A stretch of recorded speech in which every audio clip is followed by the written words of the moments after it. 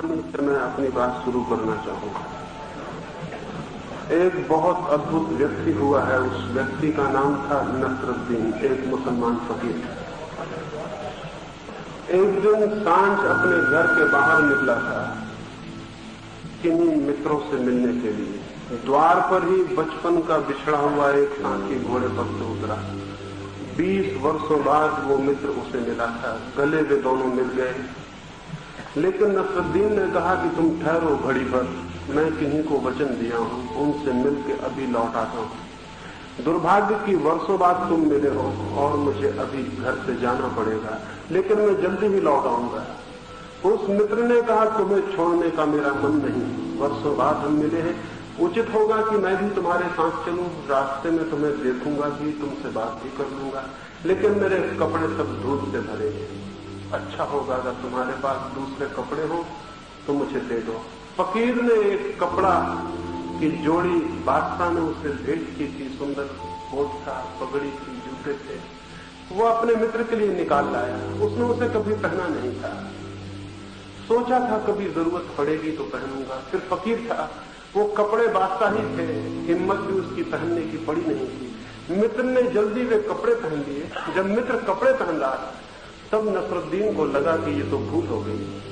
इतने सुंदर कपड़े पहनकर वो मित्र तो एक सम्राट मालूम पड़ने लगा और नसरुद्दीन उसके सामने एक फकीर, एक भिखारी मालूम पड़ने लगा। रास्ते पर लोग मित्र की तरफ ही देखेंगे जिसके कपड़े अच्छे थे। लोग तो सिर्फ कपड़ों की तरफ ही देखते हैं और तो कुछ दिखाई नहीं पड़ता।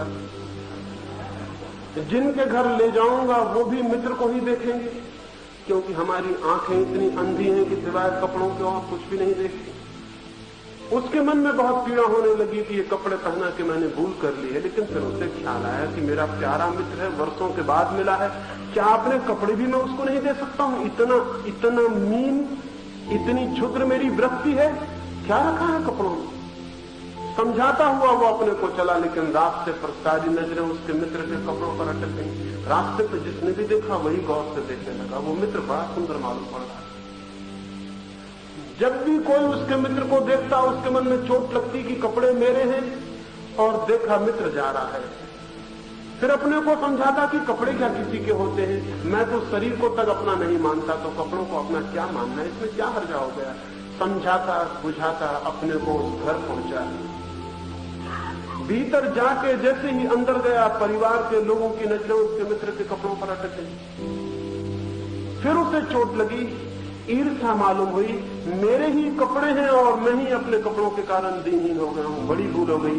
फिर अपने को समझाया, फिर अपने मन को दबाया, फिर मित्र का परिचय दिया। घर के लोग पूछने लगे, कौन है ये? कहा, मेरे मित्र हैं बचपन के, बहुत अद्भुत व्यक्ति हैं, जमाल इनका नाम है। रह गए कपड़े, तो कपड़े मेरे हैं। घर के लोग बहुत हैरान हुए, मित्र भी हैरान हुआ, नसरुद्दीन भी कह के हैरान हुआ। सोचा भी नहीं था कि ये शब्द मुझसे निकल जाएंगे, लेकिन जो दबाया था वो निकल जाता है। जो दबाओ वो निकलता है, जो सप्रेस करो वो प्रकट होगा। इसलिए भूल के गलत चीज मत दबाना, अन्यथा जीवन सारी गलत चीज की अभिव्यक्ति बन जाती। घबरा गया बहुत, सोचा भी नहीं था कि निकल जाएगा। मित्र भी बहुत हतप्रभ हो गया। घर के लोग भी सोचने लगे, ये क्या बात कही। बाहर निकल के मित्र ने कहा कि क्षमा करो, मैं तुम्हारे साथ दूसरे घर में नहीं जाऊंगा। ये तुमने क्या बात कही? नसरुद्दीन की आंखों में आंसू आ गए, क्षमा मांगने लगा, कहने लगा, भूल हो गई, जबान पलट गई। जबान कभी भी नहीं पलटती है, ध्यान रखना। जो भीतर दबाओ वो कभी कभी जबान से निकल जाता है, जबान पलटती कभी भी नहीं। क्षमा कर दो, अब ऐसी भूल नहीं होगी। कपड़ों में क्या रखा है, लेकिन कैसे निकल गई ये बात? मैंने कभी सोचा भी नहीं था कि कपड़े किसके। सोचा यही था, आदमी वही नहीं कहता है जो भीतर सोचता रहता है, कहता कुछ और, सोचता कुछ और। कहने लगा, मैंने तो सोचा भी नहीं, कपड़े का तो मुझे ख्याल भी नहीं आया था, ये बात कैसे निकल गई? और घर से चलने और इस घर तक आने में सिवाय कपड़े के उसे और कुछ भी ख्याल नहीं आया। आदमी बहुत बेईमान, जो उसके भीतर ख्याल आता है कभी कहता भी नहीं बाहर की ये ख्याल आता है, और जो बाहर बताता है वो भीतर बिल्कुल नहीं होता। आदमी सरासर झूठ है। मित्र ने कहा, मैं चलता हूं तुम्हारे साथ, लेकिन अभी कपड़ों की बात। नसरुद्दीन ने कहा, कपड़े तुम्हारे ही हो गए, तुमने पहने, अब मैंने लूंगा भी नहीं। कपड़ों में क्या रखा है? कह तो वो रहा था कि कपड़ों में क्या रखा है, लेकिन दिखाई पड़ रहा था कि कपड़ों में ही सब कुछ रखा है। वे कपड़े बहुत सुंदर, वो मित्र बहुत अद्भुत मालूम पड़ रहा है। चले रास्ते पर नसरुद्दीन फिर अपने को समझाने लगा कि कपड़े दे ही दूंगा मित्र को, लेकिन जितना सोचता था उतना ही मन होता था, एक बार भी पहने नहीं, एक बार भी आंखें इन कपड़ों की लोगों की रुकी नहीं, कैसे दे दूंगा। लेकिन अपने को समझाया कि भूल हो गई, क्षमा में दे देना चाहिए, और अब कभी ये ख्याल भी नहीं लाऊंगा अपने मन में कि ये कपड़े मेरे हैं। दूसरे घर में पहुंचा, संभल के, संयम से। संयमी आदमी हमेशा खतरनाक होता है, क्योंकि संयम का मतलब होता है कि उसने कुछ भीतर दबा रखा है। सच्चा आदमी संयमी नहीं होता, सच्चा आदमी सिर्फ सच्चा होता है, उसके भीतर कुछ भी दबा नहीं होता। संयमी आदमी हमेशा झूठा होता है, जो ऊपर से दिखाई पड़ता है उससे ठीक उल्टा उसके भीतर दबा होता, उसी को दबाने की कोशिश में वो संयमी हो गया होता है। संयमी के भीतर हमेशा बारूद है, जिसमें कभी भी आग लग जाए तो बहुत खतरनाक है, और 24 घंटे दबाना पड़ता है जो दबाया है उसे। एक क्षण को भी फुर्सत दी, छुट्टी दी कि वो निकल के बाहर आ जाए। इसलिए संयमी आदमी को हॉलीडे कभी भी नहीं होता। 24 घंटे जब तक जागता है, हाँ नींद में बड़ी गड़बड़ हो जाती, सपने में सब बदल जाता है। वो जिसको दबाया है वो नींद में प्रकट होने लगता है, क्योंकि नींद में संयम नहीं चलता। इसलिए संयमी आदमी नींद से डरते हैं, इसका पता है। संयमी आदमी कहते हैं कम सोना चाहिए, उसका और कोई कारण नहीं है। नींद तो परमात्मा का अद्भुत आशीर्वाद है, लेकिन संयमी डरता है, क्योंकि जो दबाया है वो नींद में धक्के मारता है, सपने बन के आता है। किसी तरह संयम साधना करके वो बेचारा नसरुद्दीन उस घर में घुसा, दबाए हुए है मन में वे कपड़े ही कपड़े, कपड़े ही कपड़े। कह रहा है कि मेरे नहीं है, अब तो मित्र के ही है, लेकिन जितना ये कह रहा है कि मेरे नहीं है, मित्र के ही, उतने ही वे कपड़े और भी मेरे पास पड़ गए। मन को जिस बात के लिए इंकार करो, मन उसी की तरफ दौड़ने लगता है। इंकार करो और मन दौड़ता है। इंकार बुलावा है, मन में ना का मतलब हां होता है। मन में भीतर ना का मतलब हां होता है। जिस बात को तुमने कहा नहीं, मन कहेगा हां यही। कपड़े मेरे हैं, मन कहने लगा। कौन कहता है कपड़े मेरे नहीं? और नसरुद्दीन की ऊपर की बुद्धि समझाने लगी कि नहीं, कपड़े तो मैंने दे दिए मित्र के। जब वे भीतर गए तब नसरुद्दीन कोई समझ भी नहीं सकता था कि भीतर कपड़ों से लड़ रहा। घर में जिसके पास ले गए थे पति मौजूद न था, सुंदर पत्नी मौजूद थी, उसकी आंखें एकदम कपड़ों पर अटक गई मित्र के। नसरुद्दीन को धक्का लगा, इस सुंदर स्त्री ने उसे भी कभी इतने प्रेम से नहीं देखा। पूछने लगी कौन है ये, कौन व्यक्ति है ये, कभी देखा नहीं। नसरुद्दीन ने कहा मेरे मित्र हैं, हालांकि कह रहा था, मालूम पड़ रहा था कि मेरे शत्रु हैं। कह रहा था मेरे मित्र हैं, लेकिन लग रहा था कि मेरे शत्रु इस दुष्ट को कहां साथ ले आए। जो देखो वही उसको देखता, और पुरुषों के देखने तक गनीमत थी, सुंदर स्त्रियां भी उसी को देख रही, तो फिर बहुत मुसीबत हो गई। मेरे मित्र हैं, बचपन के साथी हैं, बहुत अच्छे आदमी हैं, रह गए कपड़े, कपड़े उन्हीं के हैं, मेरे नहीं हैं। लेकिन कपड़े अगर उन्हीं के हैं तो कहने की जरूरत क्या है। कह गया, तब पता चला कि फिर भूल हो गई। भूल का नियम है, भूल अतियों पर होती है, एक्सट्रीम पर होती है। एक एक्सट्रीम से बचो, दूसरी एक्सट्रीम पर हो जाती है। भूल का नियम है, घड़ी के पेंडुलम की तरह चलती है भूल। इस कोने से फिर ठीक दूसरे कोने पर जाती है, बीच में नहीं रुकती भूल। भोग से जाएगी तो एकदम त्याग पे चली जाएगी। एक बेवकूफी छोटी, दूसरी बेवकूफी पे पहुंच जाएगी। भोजन, ज्यादा भोजन से बचेगी उपवास, वो ज्यादा भोजन से भी बदतर, क्योंकि ज्यादा भोजन भी आदमी दिन में 2-1 बार कर सकता है, लेकिन उपवास करने वाला आदमी दिन भर मन ही मन में भोजन करता है, करना पड़ता है, तो 24 घंटे भोजन करना पड़ता है। एक भूल से आदमी का मन बचता है, और दूसरे भूल पर मन जो है वो एक्सट्रीम्स में, अतियों में डोलता है। एक भूल की थी कि कपड़े मेरे हैं, अब दूसरी भूल हो गई कि कपड़े उसी के हैं। लेकिन एम्फेटिकली जब इतने जोर से कोई कहे कि कपड़े उसी के हैं तो साफ हो जाता है कि कपड़े उसके नहीं। ये बड़े मजे की बात है। जोर से हमें वही बात कहनी पड़ती जो सच्ची नहीं होती। अगर तुम कहो कि मैं बहुत बहादुर आदमी हूं तो समझ लेना कि तुम पक्के नंबर 1 के कायर हो। अभी हिंदुस्तान पे चीन का हमला हुआ है, सारे हिंदुस्तान में कवि पैदा हो गए जैसे बरसात में मेढक पैदा हो गए, और वो सब कहने लगे कि हम सोए हुए शेर हैं, हमको मत छोड़ो। कभी सोए शेर ने कविता की कि हमको मत छोड़ो?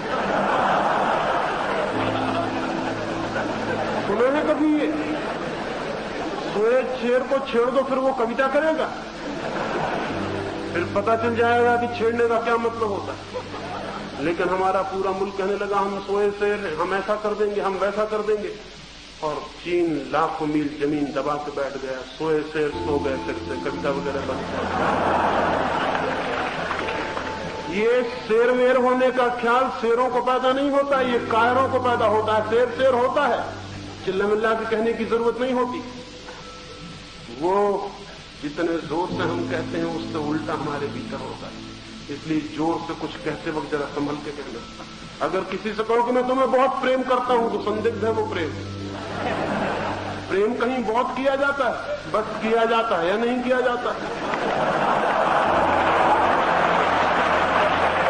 लेकिन आदमी का मन पूरे वक्त नासमझियों के चक्कर में घूमता है। कह दिया नसरुद्दीन ने कि कपड़े कपड़े इन्हीं के हैं। कोई स्त्री भी हैरान हुई, मित्र भी हैरान हुआ कि फिर वही बात बाहर निकल के उसने मैंने कहा क्षमा करो, अब मैं लौट जाता हूं, गलती हो गई तुम्हारे साथ आज। क्या तुम्हें कपड़े ही कपड़े दिखाई पड़ रहे हैं? नसरुद्दीन ने कहा मैं भी नहीं समझता, आज तक जिंदगी में कपड़े मुझे दिखाई नहीं पड़े। ये पहला ही मौका है, क्या हो गया है मुझे? मेरे दिमाग में क्या गड़बड़ हो गई? लेकिन पहली भूल हो गई थी, उससे उल्टी भूल हो गई। अब कपड़ों की बात ही नहीं करूंगा, बस एक मित्र के घर और मिलने चलना है, फिर हम वापस लौट चलेंगे। और एक मौका मुझे और तो नहीं तो जिंदगी भर के लिए अपराध मन में रहेगा कि मैंने मित्र के साथ कैसा व्यवहार किया। मित्र साथ जाने को राजी हो गया। सोचा अब और क्या करेगा, भूल बात खत्म हो गई है। दो बातें हो सकती थी, दोनों हो गई हैं।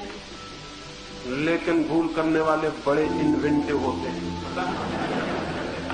नई भूलें ईजाद कर लेते जिनकी आपको पता भी ना हो। तीसरे मित्र के घर गए। अब की बार तो नसरुद्दीन अपनी छाती को दबाए पकड़े बैठा है कि कुछ भी हो जाए। लेकिन जितने जोर से किसी चीज को दबाओ वो उतने जोर की मिलती है। जितने जोर से आप दबाते हो, जोर में जो ताकत आपकी लगती है वो उसी में चली जाती है जिसको आप दबाते हो।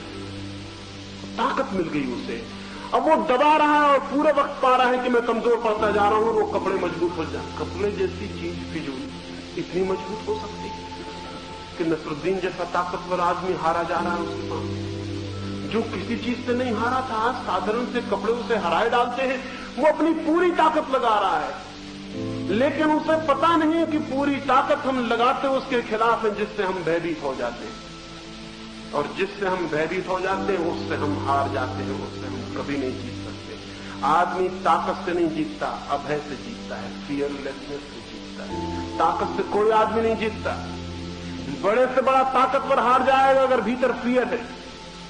हम दूसरे से कभी नहीं हारते, अपने ही भय से हारते हैं। ये ध्यान रहे, कम से कम मानसिक जगत में तो ये पक्का है कि दूसरा हमें कभी नहीं हराता, हमारा भय ही हमें हरा देता है। वो जितना भयभीत हो रहा है उतनी ताकत लगा रहा है, वो जितनी ताकत लगा रहा है उतना भयभीत हुआ जा रहा है, क्योंकि कपड़े छूटते नहीं, पीछे वो चक्कर काट रहे हैं। तीसरे मकान के भीतर घुसा है वो आदमी, होश में नहीं है, वो बेहोश है। उसे न दीवारें दिख रही, न घर के लोग दिखाई पड़ रहे हैं, उसे वो कोट पगड़ी वही दिखाई पड़ रहा है। मित्र भी खो गया है, बस कपड़े हैं और वो है और वो लड़ रहा है। ऊपर से किसी को पता नहीं। जिस घर में गया फिर आंखें टिक गई वहीं उसके मित्रों के कपड़ों पर। पूछा कौन है ये? अब वो बुखार में है, अब वो नसरुद्दीन होश में नहीं, अब वो फीवर में। दमन करने वाले लोग हमेशा बुखार में जीते, कभी शांत नहीं होते। सप्रेशन जो है वो मेंटल फीवर है, वो मानसिक बुखार। दबा लिया है, बुखार पकड़ा हुआ है, हाथ पैर कप रहे हैं उसके। वो अपने हाथ पैर रोकने की कोशिश कर रहा है, लेकिन जितना रोकने की कोशिश कर रहा है वो उतने कप रहे हैं। उसने कहा कौन है ये? अब उसे खुद भी याद नहीं आ रहा है कि कौन है ये। सिर्फ कपड़े हैं, सिर्फ कपड़े हैं, सिर्फ कपड़े हैं, यही मालूम पड़ रहा है। लेकिन कहता है कि नहीं, इसे बहुत मुश्किल पड़ रहा है उसे याद करने। कहा मेरे मित्र है, नाम है फला फला। रह गए कपड़े, सो कपड़े की बात ही नहीं करनी है, किसी के भी हो, कपड़े की बात ही नहीं उठानी। लेकिन बात उठ गई। जिसकी बात न उठानी हो उसी की बात ज्यादा उठती है, जिसकी बात न उठानी हो उसी की बात ज्यादा उठती है। ये छोटी सी कहानी क्यों मैंने कही? सेक्स की बात नहीं उठानी है और उसकी ही बात 24 घंटे उठती है। नहीं किसी से बात करनी, लेकिन अपने से ही बात चलती है।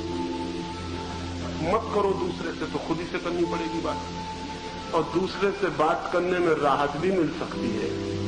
खुद से बात करने में कोई रास्ते ही नहीं है, कोल्हू के बैल की चले अपने भीतर ही घूमते रहो। सेक्स की बात नहीं करनी, टैबू, उसकी बात नहीं करनी, उसकी बात ही नहीं उठानी।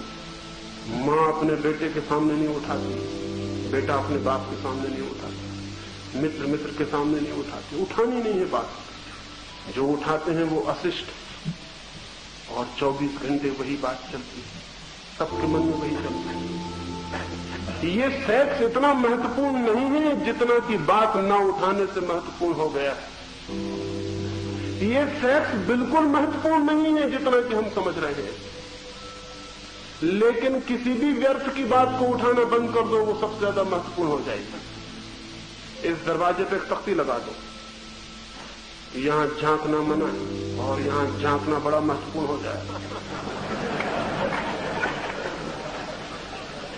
फिर चाहे आपकी यूनिवर्सिटी में कुछ भी हो रहा हो, आइंस्टीन आके गणित पे भाषण दे रहे हो, बेकार है वो। ये तख्ती महत्वपूर्ण है, यहीं झांकने की जरूरत हो जाएगी। हर विद्यार्थी यहीं चक्कर लगाने लगता। लड़के जरा जोर से लगाएंगे, लड़के जरा धीरे, बाकी चक्कर लगाएंगे। कोई बुनियादी फर्क नहीं है आदमी आदमी में। उनके मन में भी होगा कि क्या है इस तख्ती के भीतर। ये तख्ती एकदम अर्थ ले लेगी। हाँ, कुछ जो अच्छे लड़के लड़कियां नहीं हैं, वो आके सीधा देख के झांकने लगे, वो बदनामी उठाएंगे कि अच्छे लोग नहीं है। तख्ती जहां लगी थी कि नहीं झांकना है, ये वहीं झांक रहे थे। जो भद्र हैं, सज्जन हैं, अच्छे घर के हैं, इस तरह के वहम जिनके दिमाग में है, वो इधर से तिरछी आंखें किए हुए निकल जाएंगे। आंखें तिरछी रहेंगी, दिखाई तख्ती ही पड़ेगी वहां से। और तिरछी आंखों से जो चीज दिखाई पड़ती वो बहुत खतरनाक होती है। दिखाई भी नहीं पड़ती और दिखाई भी पड़ती है, देख भी नहीं पाते, मन में भाव भी रह जाता है देखना था। फिर वो जो पीड़ित जन यहां से तिरछे तिरछे निकल जाएंगे, वो इसका बदला लेंगे किससे? जो झांक रहे थे उनसे। गालियां देंगे उनको कि बुरे लोग हैं, अशिष्ट हैं, सज्जन नहीं है, असाधु हैं। ये किससे बदला ले रहे हैं? वो इस तरह मन को सांत्वना, कंसोलेशन जुटा रहे हैं कि हम अच्छे आदमी हैं इसलिए हमने झांक कर नहीं देखा। लेकिन झांक के देखना तो जरूर था, वो मन कहे चला जाएगा। शाम होते होते, अंधेरा गिरते गिरते वो आएंगे, क्लास में बैठ के पढ़ेंगे, तब भी तख्ती दिखाई पड़ेगी, किताब नहीं। लेबोरेटरी में एक्सपेरिमेंट करते होंगे और तख्ती बीच बीच में आ जाएगी। सांझ तक वो आ जाएंगे। आना पड़ेगा आदमी के मन के नियम। इन नियमों का उल्टा नहीं हो सकता। हाँ, कुछ बहुत ही कमजोर होंगे, वो शायद नहीं आ पाए, तो रात सपने में उनको आना पड़ेगा। मन के नियम अपवाद नहीं मानते हैं, वहां एक्सेप्शन नहीं होता। जगत के किसी नियम में कोई अपवाद नहीं होता। जगत के नियम अत्यंत वैज्ञानिक है, मन के नियम भी उतने ही वैज्ञानिक है। ये जो सेक्स इतना महत्वपूर्ण हो गया है, ये वर्जना के कारण। वर्जना की तख्ती लगी है, उस वर्जना के कारण इतना महत्वपूर्ण हो गया है कि सारे मन को घेर, सारे मन को, सारा मन सेक्स के इर्द गिर्द घूमने लगा है। वो फ्रायड ठीक कहता है कि मनुष्य का मन सेक्स के आसपास ही घूमता है, लेकिन वो ये गलत कहता है कि सेक्स बहुत महत्वपूर्ण है इसलिए घूमता है। नहीं, घूमने का कारण है वर्जना, इंकार, विरोध, निषेध। घूमने का कारण है हजारों साल की परंपरा, सेक्स को टैबू, वर्जित, निंदित, गर्हित सिद्ध करने वाली परंपरा। सेक्स को इतना महत्वपूर्ण बनाने वालों में साधु संतों महात्माओं का हाथ है। उन्होंने तख्तियां लटकाई हैं वर्जना की। ये बड़ा उल्टा मालूम पड़ेगा, लेकिन यही सत्य है और कहना जरूरी है। मनुष्य जाति को सेक्सुअलिटी की, कामुकता की तरफ ले जाने का काम महात्माओं ने ही किया है। जितने जोर से वर्जना लगाई है उन्होंने, आदमी उतने जोर से आतुर होकर भागने लगा। इधर वर्जना लगा दी है, उसका परिणाम यह हुआ है कि सेक्स रग रग से फूट के निकल पड़ा है। कविता, थोड़ा खोजबीन करो, ऊपर की राख हटाओ, भीतर सेक्स मिलेगा।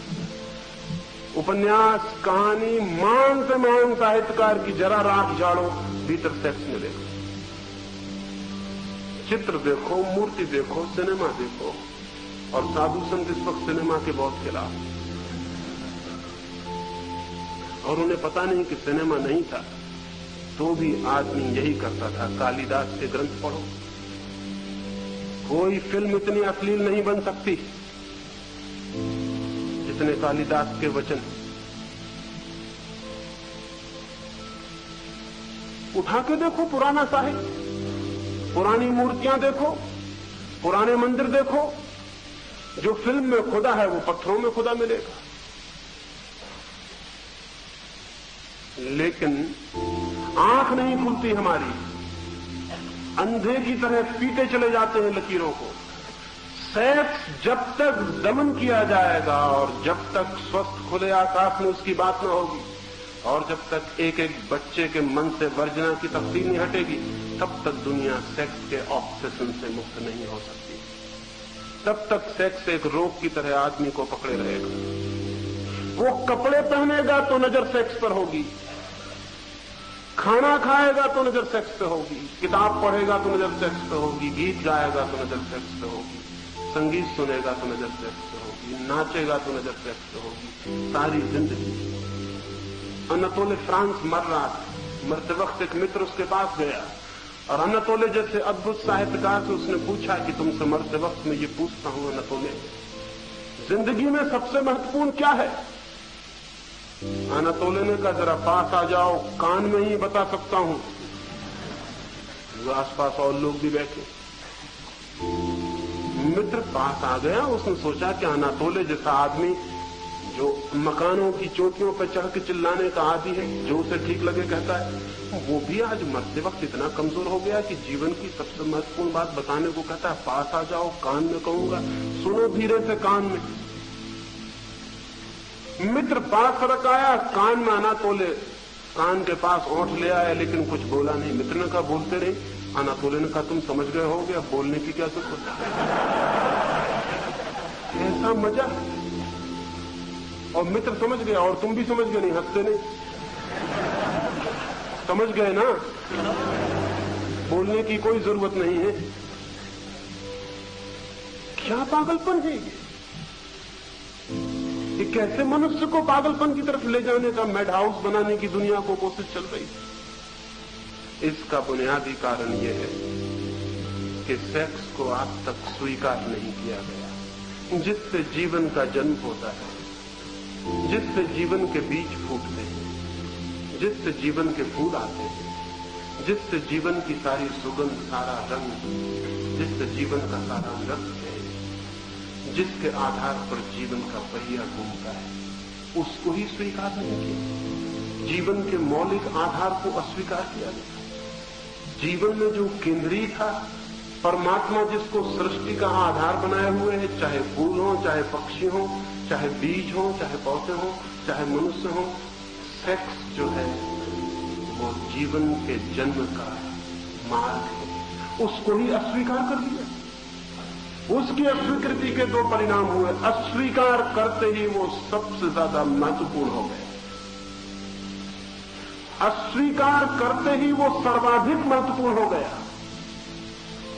और मनुष्य के चित्त को उसने सब तरफ से पकड़ लिया। अस्वीकार करते ही उसे सीधा जानने का उपाय नहीं रहा, इसलिए तिरछे जानने के उपाय खोजने पड़े, जिनसे मनुष्य का चित्त विकृत बीमार होने लगा। जिस चीज को सीधे जानने के उपाय न रह जाए और मन जानना चाहता हो, फिर गलत उपाय खोजने पड़ते। मनुष्य को अनैतिक बनाने में तथाकथित नैतिक लोगों की वर्जनाओं का हाथ है। जिन लोगों ने आदमी को नैतिक बनाने की चेष्टा की है, दमन के द्वारा, वर्जना के द्वारा, उन लोगों ने सारी मनुष्य जाति को इमोरल, अनैतिक बनाकर छोड़ दिया। और जितना आदमी अनैतिक होता चला जाता है, उतनी उनकी वर्जना सख्त होती चली जाती है। वे कहते हैं कि फिल्मों में नंगी तस्वीर नहीं होनी चाहिए। वे कहते हैं पोस्टरों पर नंगी तस्वीर नहीं होनी चाहिए। वे कहते हैं किताब ऐसी होनी चाहिए। वे कहते हैं फिल्म में चुंबन लेते वक्त कितने इंच का फासला हो, ये भी गवर्नमेंट तय करेगी। वे ये सब कहते हैं, बड़े अच्छे लोग हैं। वे इसलिए कहते हैं कि आदमी अनैतिक न हो जाए। और उनकी ये सब चेष्टाएं फिल्मों को और गंदा करती चली जाती हैं। पोस्टर और अश्लील होते चले जाते हैं, किताबें और गंदी होती चली जाती हैं। हाँ, एक फर्क रहता है, किताब के भीतर कुछ रहता है, ऊपर कवर कुछ और रहता है, इसका फर्क पड़ता है। और अगर ऐसा नहीं रहता तो लड़का गीता खोल लेता है, गीता के अंदर दूसरी किताब रख लेता है, उसको बाइबल का कवर चढ़ा लेता है उस पर। कोई लड़का बाइबल पढ़ता है? अगर बाइबल पढ़ता हो तो समझना भीतर कोई दूसरी किताब। ये सब धोखा, ये डिसेप्शन पैदा होता है। विनोबा कहते हैं, तुलसी कहते हैं, अश्लील पोस्टर नहीं चाहिए। गांधी जी तो ये कहते थे कि खजुराहो और कोणार्क के मंदिरों पर मिट्टी पोतकर उनकी प्रतिमाओं को ढांक देना चाहिए, आदमी इनको देख के गंदा ना हो जाए।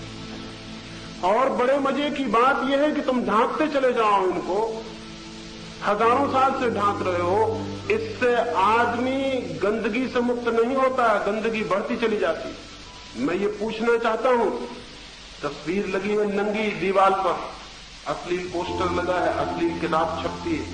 अश्लील किताब, अश्लील सिनेमा के कारण आदमी कामुक होता है कि आदमी कामुक है इसलिए अश्लील तस्वीर बनती है और पोस्टर चिपकाए जाते हैं? कौन है बुनियादी? आदमी की मांग है अश्लील पोस्टर के लिए, इसलिए अश्लील पोस्टर लगता है और देखा जाता है। साधु सन्यासी भी देखते हैं उसको, लेकिन इस फर्क रहता है। आप उसको देखते हैं, आप अगर पकड़ लिए जाएंगे तो आप समझ जाएंगे आदमी गंदा है। अगर कोई साधु सन्यासी मिल जा रहा, आप उससे कहें आप क्यों देख रहे हैं, वो कहेगा कि हम निरीक्षण कर रहे हैं, स्टडी कर रहे हैं कि लोग किस तरह अनैतिकता से कैसे बचाए जाएं, इसलिए अध्ययन कर रहे हैं। इतना फर्क पड़ेगा, बाकी कोई फर्क नहीं पड़ेगा। बल्कि आप बिना देखे भी निकल जाएं, साधु सन्यासी बिना देखे कभी नहीं निकल सकता। उसकी वर्जना और भी ज्यादा है, उसका चित्त और भी वर्जित है। एक सन्यासी मेरे पास आए, वो 9 वर्ष के थे तब दुष्टों ने उनको दीक्षा दे दी। 9 वर्ष के आदमी को दीक्षा देना कोई भले आदमियों का काम होता है? 9 वर्ष के बच्चे को, बाप मर गए थे उनके, तो साधु सन्यासियों को मौका मिल गया, उनको दीक्षा दे दी। अनाथ बच्चे, उनके साथ कोई भी दुर्व्यवहार किया जा सकता है, उनको दीक्षा दे दी। वो आदमी 9 वर्ष की उम्र से बेचारा सन्यासी, अब उनकी उम्र कोई 50 साल। वो मेरे पास रुके थे, मेरी बातें सुनकर उनकी हिम्मत बढ़ी कि मुझसे सच्ची बातें कही जा सकती। इस मुल्क में सच्ची बातें किसी से नहीं कही जा सकती, सच्ची बातें कहनी मत, नहीं तो फंस जाओ।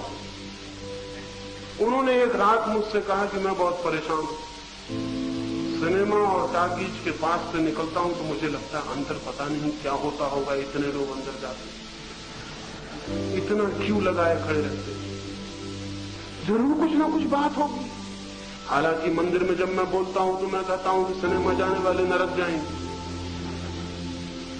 लेकिन जिनको मैं कहता हूं नरक जाएंगे, वो नरक की धमकी से भी नहीं डरते और सिनेमा जाते हैं। तो जरूर कुछ बात होगी। 9 साल का बच्चा था तब वो साधु हो गया। 9 साल के पास उसकी बुद्धि अटकी रह गई, उससे आगे विकसित नहीं हुई, क्योंकि जीवन के अनुभव से तोड़ दिया गया। 9 साल के बच्चे के मन में जैसे भाव उठे कि सिनेमा के भीतर क्या होगा, ऐसी उसके मन में उठता है। लेकिन किससे कहे? तो मैंने उनसे कहा सिनेमा दिखला दें आपको। बोले कि अगर दिखला दें तो बड़ी कृपा हुई, झंझट छूट जाए। क्या है वहां? एक मित्र को मैंने बुलाया कि इनको ले जाओ। वो मित्र बोले कि मैं झंझट में नहीं पड़ता, कोई देख ले कि मैं साधु बुलाया तो मैं भी झंझट में पड़ जाऊं।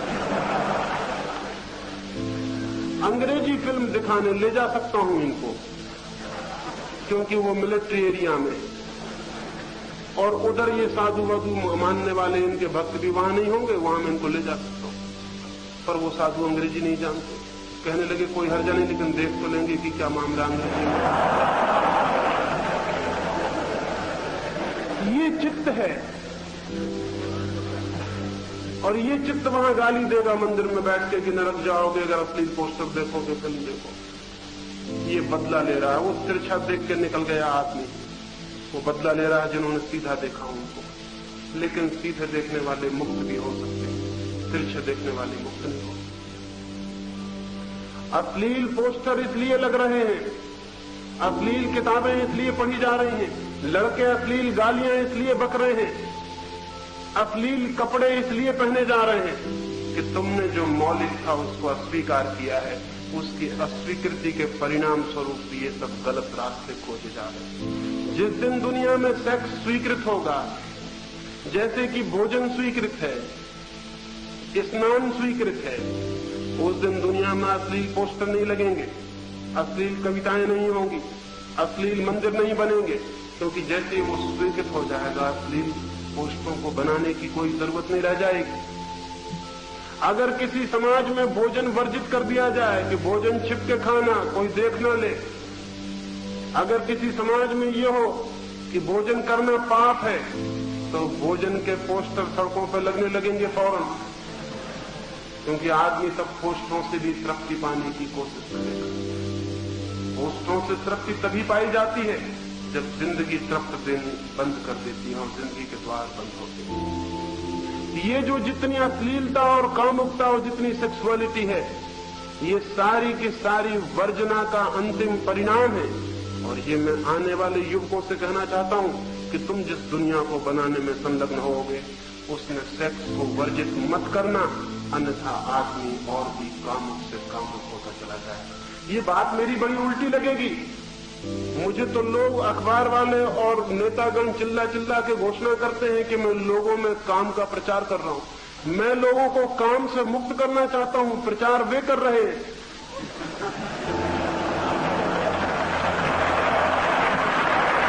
लेकिन उनका प्रचार दिखाई नहीं पड़ता, उनका प्रचार दिखाई नहीं पड़ता, क्योंकि हजारों साल की परंपरा से उनकी बातें सुन सुन के हम अंधे और बहरे हो गए।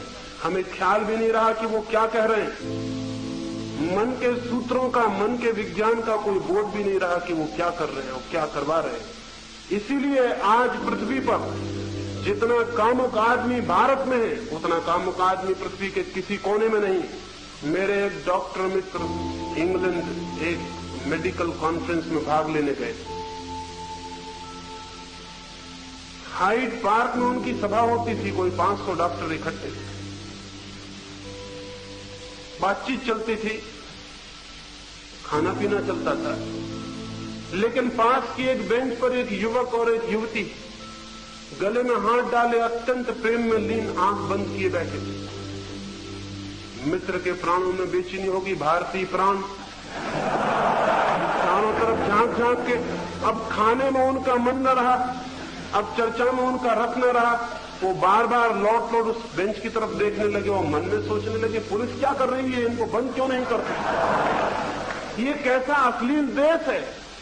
ये लड़के और लड़की आंख बंद किए चुपचाप 500 लोगों की भीड़ के पास ही बेंच पर बैठे हुए प्रेम प्रकट कर रहे हैं। ये क्या हो रहा है, ये बर्दाश्त के बाहर है, पुलिस क्या कर रही है। बार बार वहां देखने का मन।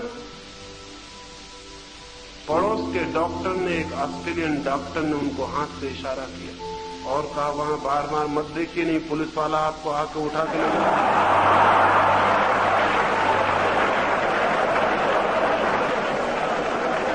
ये अनैतिकता का सबूत है। ये उन दो व्यक्तियों की अपनी जिंदगी की बात, और वे दोनों व्यक्ति इसलिए 500 लोगों की भीड़ के पास भी शांति से बैठे हैं क्योंकि वे जानते हैं कि यहां सज्जन लोग इकट्ठे हैं, कोई देखेगा नहीं, किसी को क्या प्रयोजन।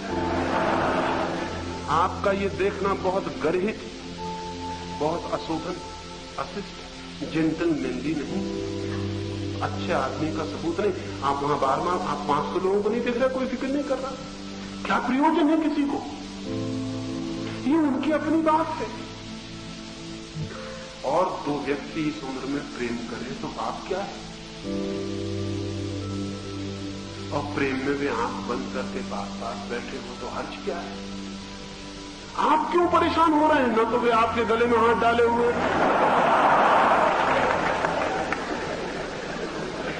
वो मित्र मुझसे लौट के कहने लगे कि मैं इतना घबरा गया कि ये कैसे लोग हैं।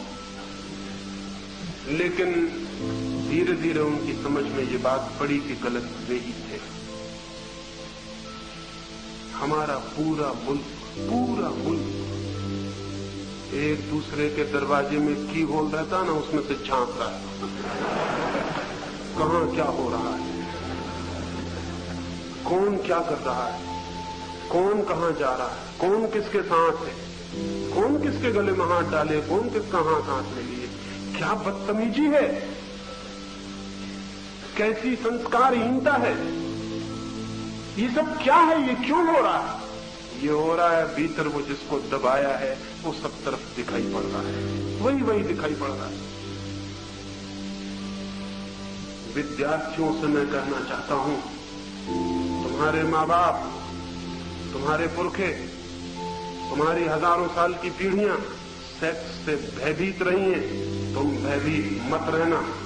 तुम समझने की कोशिश करना उसे, तुम पहचानने की कोशिश करना, तुम बात करना, तुम सेक्स के संबंध में जो आधुनिकतम नई से नई खोज हुई है उसको पढ़ना, चर्चा करना और समझने की कोशिश करना। क्या है सेक्स, क्या है सेक्स का मैकेनिज्म, उसका यंत्र क्या है उसकी आकांक्षा, क्या है प्यास, क्या है प्राणों के भीतर छिपा हुआ राज, इसको समझना, इसके सारे की सारी वैज्ञानिकता को पहचानना, इससे भागना मत, एस्केप मत करना, आंख बंद मत करना, और तुम हैरान हो जाओगे। तुम जितना समझोगे तुम उतने ही मुक्त हो जाओगे, तुम जितना समझोगे तुम उतने ही स्वस्थ हो जाओगे। तुम जितना सेक्स के फैक्ट को समझ लोगे उतना ही सेक्स के फिक्शन से तुम्हारा छुटकारा हो जाएगा। तथ्य को समझते ही आदमी कहानियों से मुक्त हो जाता है, और जो तथ्य से बचता है वो कहानियों में भटक जाता है। कितनी सेक्स की कहानियां चलती हैं, कोई मजाक ही नहीं है, और बस एक ही मजाक है हमारे पास कि हम सेक्स की तरफ इशारा करें और हंसें। जो आदमी सेक्स की तरफ इशारा करके हंसता है वो आदमी बहुत ही क्षुद्र है। सेक्स की तरफ इशारा करके हंसने का क्या मतलब? इसका मतलब है आप समझते नहीं। बच्चे तो बहुत तकलीफ में हैं, कौन उन्हें समझाए, किससे वे बातें करें, कौन सारे तथ्यों को सामने रखे। उनके प्राणों में जिज्ञासा है, खोज है, लेकिन उसको दबाए चले जाते हैं, रोके चले जाते हैं। उसके दुष्परिणाम होते हैं, जितना रोकते हैं उतना मन वहां दौड़ने लगता है, और इस रोकने और दौड़ने में सारी शक्ति और ऊर्जा नष्ट हो जाती है। ये मैं आपसे कहना चाहता हूं, जिस देश में भी सेक्स की स्वस्थ रूप से स्वीकृति नहीं होती उस देश की प्रतिभा का जन्म ही नहीं होता। पश्चिम में 300 वर्षों में जो जीनियस पैदा हुआ है, जो प्रतिभा पैदा हुई है, वो सेक्स के तथ्य की स्वीकृति से पैदा हुई है। जैसे ही सेक्स स्वीकृत हो जाता है तो जो शक्ति हमारी लड़ने में नष्ट होती है वो शक्ति मुक्त हो जाती है, वो रिलीज हो जाती है। उस शक्ति को हम रूपांतरित करते हैं पढ़ने में, खोज में, आविष्कार में, कला में, संगीत में, साहित्य में। और अगर वो शक्ति इसी में उलझी रह जाए, अब सोच लो कि वो आदमी जो कपड़ों में उलझ गया था नसरुद्दीन, वो कोई विज्ञान के प्रयोग कर सकता था बेचारा, कि वो कोई साहित्य का सृजन कर सकता था, कि कोई मूर्ति का निर्माण कर सकता? वो कुछ भी करता, कपड़े ही कपड़े चारों तरफ घूमते रहते। भारत के युवक के चारों तरफ सेक्स घूमता रहता है पूरे वक्त, और इस घूमने के कारण उसकी सारी शक्ति इसी में लीन और नष्ट हो जाती है। जब तक भारत के युवक की सेक्स के इस रोग से मुक्ति नहीं होती, तब तक भारत के युवक की प्रतिभा का जन्म नहीं हो सकता है। जिस दिन इस देश में सेक्स की सहज स्वीकृति हो जाएगी, हम उसे जीवन के एक तथ्य की तरह अंगीकार कर लेंगे, प्रेम से, आनंद से, निंदा से नहीं, घृणा से नहीं।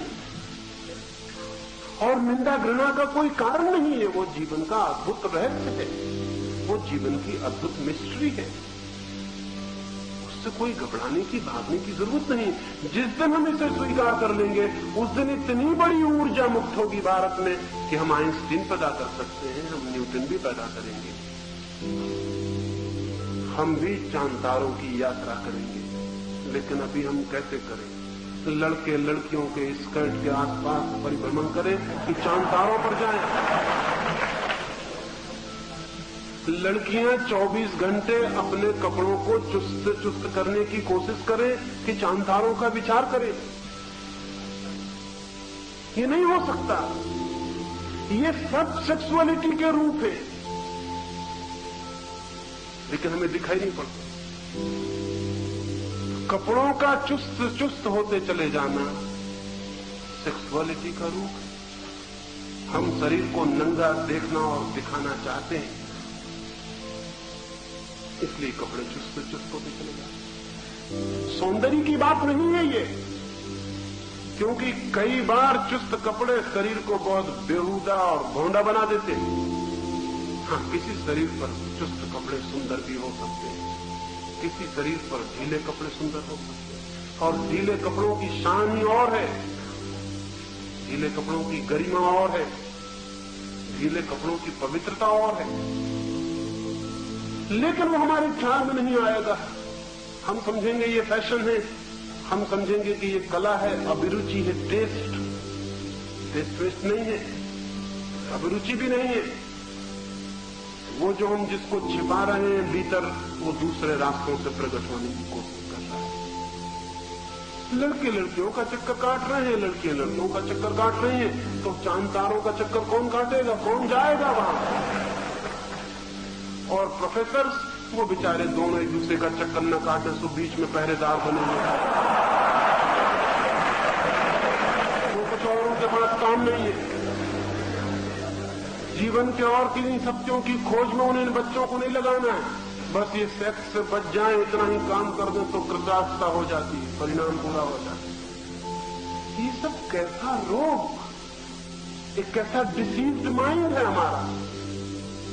नहीं, ये हम सेक्स के तथ्य की सीधी स्वीकृति के बिना इस रोग से मुक्त नहीं हो सकते। महारोग। इस पूरी चर्चा में मैंने ये कहने की कोशिश की है, मनुष्य को क्षुद्रताओं से ऊपर उठना है, जीवन के साधारण तथ्यों से जीवन के बहुत ऊंचे तथ्यों की खोज करनी है।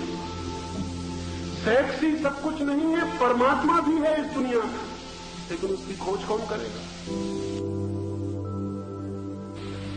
सेक्स ही सब कुछ नहीं है इस दुनिया में, सत्य भी है, उसकी कौन खोज करेगा? यहीं जमीन से हटके हम रह जाएंगे तो आकाश की खोज कौन करेगा? पृथ्वी के कंकड़ पत्थरों को हम खोजते रहेंगे तो चांद तारों की तरफ आंखें कौन उठाएगा? पता भी नहीं होगा उनको जिन्होंने पृथ्वी की ही तरफ आंख लगा के जिंदगी गुजार दी, उन्हें पता भी नहीं चलेगा कि आकाश में तारे भी, आकाश गंगा भी है, रात के सन्नाटे में मौन सन्नाटा भी है आकाश का। वो बेचारे कंकड़ पत्थर बीनने वाले लोग, उन्हें कैसे पता चलेगा कि और आकाश भी है? और अगर कभी कोई उनसे कहेगा कि आकाश भी है जहां चमकते हुए तारे हैं, वो कहेंगे सब झूठी बातचीत, सब कल्पना है, पत्थर ही पत्थर है। कभी रंगीन पत्थर भी होते, कभी गैर रंगीन पत्थर भी होते, बस इतनी ही जिंदगी है। नहीं, पृथ्वी से मुक्त होना है कि आकाश दिखाई पड़ सके, शरीर से मुक्त होना है कि आत्मा दिखाई पड़ सके, और सेक्स से मुक्त होना है ताकि समाधि तक मनुष्य पहुंच सके, लेकिन उस तक हम नहीं पहुंच सकेंगे अगर हम सेक्स से बंधे रह जाते हैं। और सेक्स से हम बंध गए हैं क्योंकि हम सेक्स से लड़ गए हैं। लड़ाई बांध देती है, समझ मुक्त करती है। अंडरस्टैंडिंग चाहिए। समझो, सेक्स के पूरे रहस्य को समझो, बात करो, विचार करो, मुल्क में हवा पैदा करो कि हम इसे छिपाएंगे नहीं, समझेंगे। अपने पिता से बात करो, अपनी मां से बात करो, वो बहुत घबराएंगे। अपने प्रोफेसर से बात करो, अपने कुलपति को पकड़ो और कहो कि हमें समझाओ, जिंदगी के सवाल हैं ये। वो भागेंगे क्योंकि वो डरे हुए लोग हैं, डरी हुई पीढ़ी से आए हैं। उनको पता भी नहीं कि जिंदगी बदल गई है, अब डर से काम नहीं चलेगा। जिंदगी का एनकाउंटर चाहिए, मुकाबला चाहिए। जिंदगी को लड़ने और समझने की तैयारी करो। मित्रों का सहयोग लो, शिक्षकों का सहयोग लो, माँ बाप का सहयोग लो। वो माँ गलत है जो अपनी बेटी को और अपने बेटे को वो सारे राज नहीं बता जाती जो उसने जाने, क्योंकि उसके बताने से बेटे और उसकी बेटियां भूलों से बच सकेंगी। उसके न बताने से उनसे भी उन्हीं भूलों की दोहरने की संभावना है जो उसने खुद की होंगी। वो बाप गलत है जो अपने बेटे को अपनी प्रेम की और अपनी सेक्स की जिंदगी की सारी बातें नहीं बता देता, क्योंकि बता देने से बेटा उन भूलों से बच जाएगा जो उसने की हैं। शायद बेटा ज्यादा स्वस्थ हो सकेगा, लेकिन बाप इस तरह जिएगा कि बेटा को पता चले कि इसने कभी प्रेम ही नहीं किया।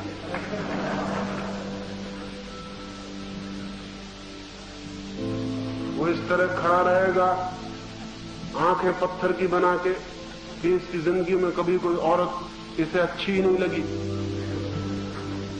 ये सब झूठ है, ये सरासर झूठ है। तुम्हारे बाप ने भी प्रेम किया है, उनके बाप ने भी प्रेम किया था। सब बाप प्रेम करते रहे हैं, लेकिन सब बाप धोखा देते रहे। तुम भी प्रेम करोगे और बाप बन के धोखा दोगे। ये धोखे की दुनिया अच्छी नहीं है। चीजें साफ और सीधी होनी चाहिए। जो बाप ने अनुभव किया है वो बेटे को दे जाए, जो मां ने अनुभव किया है वो बेटे को दे जाए।